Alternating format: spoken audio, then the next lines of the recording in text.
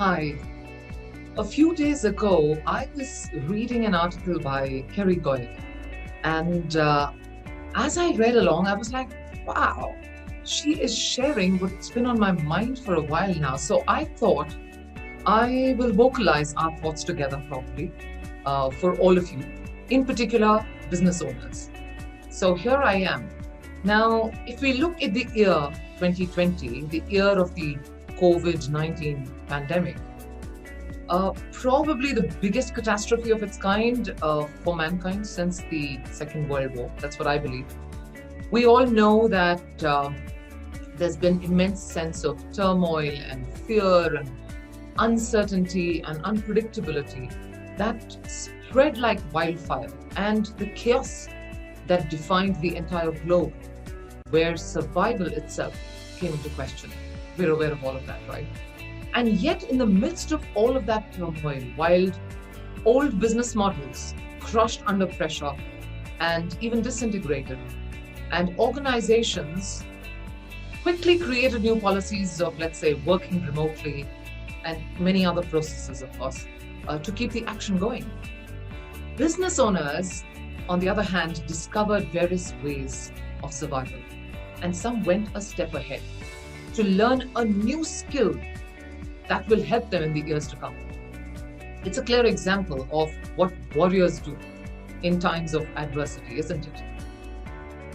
I am quite proud of that clan of people who have actually moved forward, and they're very actually inspiring for all of us. The leaders who thrived during the pandemic were the ones who remained rigid towards the achievement of their outcomes and also flexible in a way that they would reach there, and also those who chose the best possible course of action. So I think it's extremely important to appreciate all the three elements here. Those leaders demonstrated a leadership skill called strategic agility, which is imperative in the current times, especially because there's a huge element of unpredictability. And we can see that as the COVID numbers are still rising.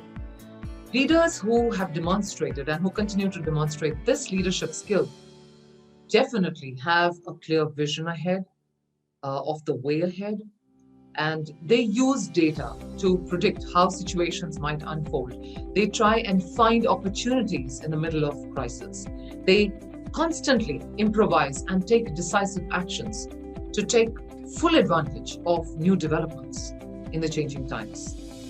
As a business leader of today, you need to develop your strategic ability and agility and make it a habit to deploy it in the face of the dynamism and the current, scenario and the changing market conditions.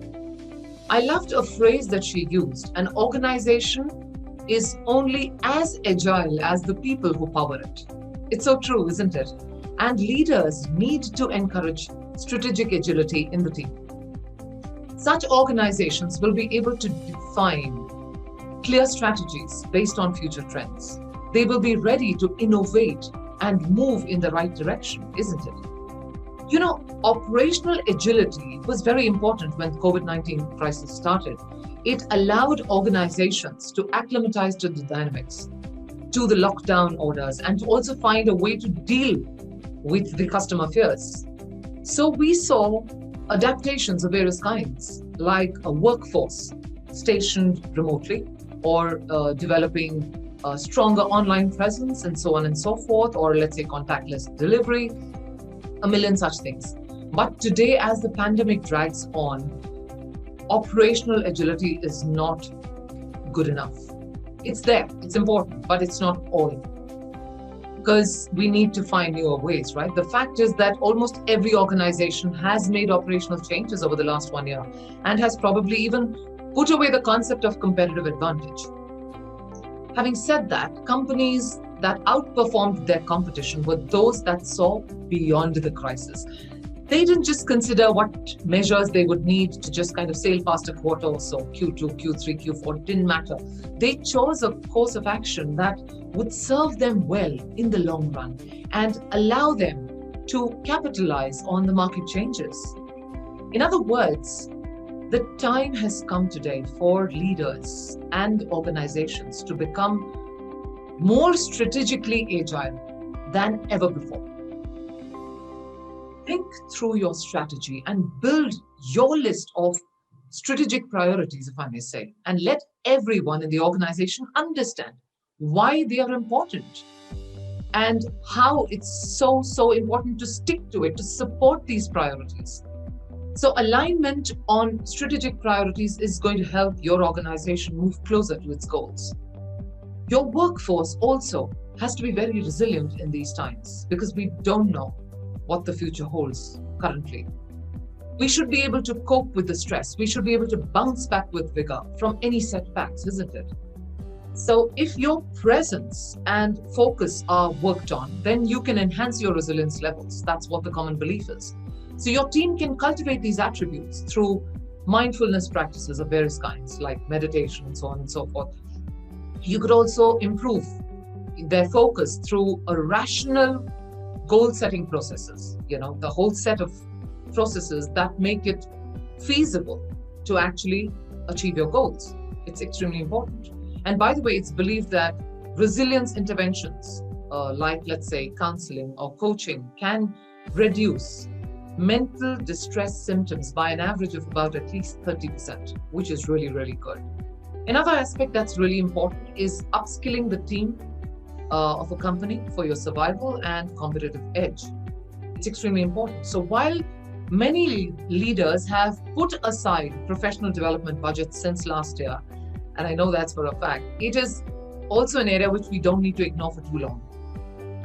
Maybe what we can do is audit the workforce and determine which skills are the most crucial, the most pressing, the most important for your industry. And apart from the technical skills of your industry, I think it's important to also focus on things like life skills, critical thinking, creative thinking, emotional intelligence. All of these are very, very important. If you don't have a budget for professional development, you can also do this for your employees, in a different way, and you can still make it happen in terms of their growth and learning process.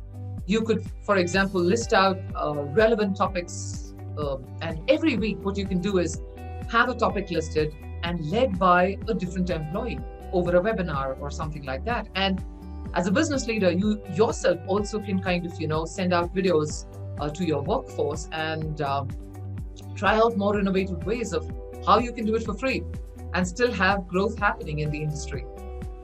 We simply need to understand that going forward, we have to extend ourselves from being operationally agile to being strategically agile. And we have to do that because there are uncertain times ahead. And the time has probably come where we need to create a strategic framework of sorts for action that emerges from a conjunction of all of these things, a conjunction of, let's say, innovation, of your strategic priorities, and your robust and your resilient workforce. So cheers to your leadership survival skills and good luck to all of you business leaders. Take care.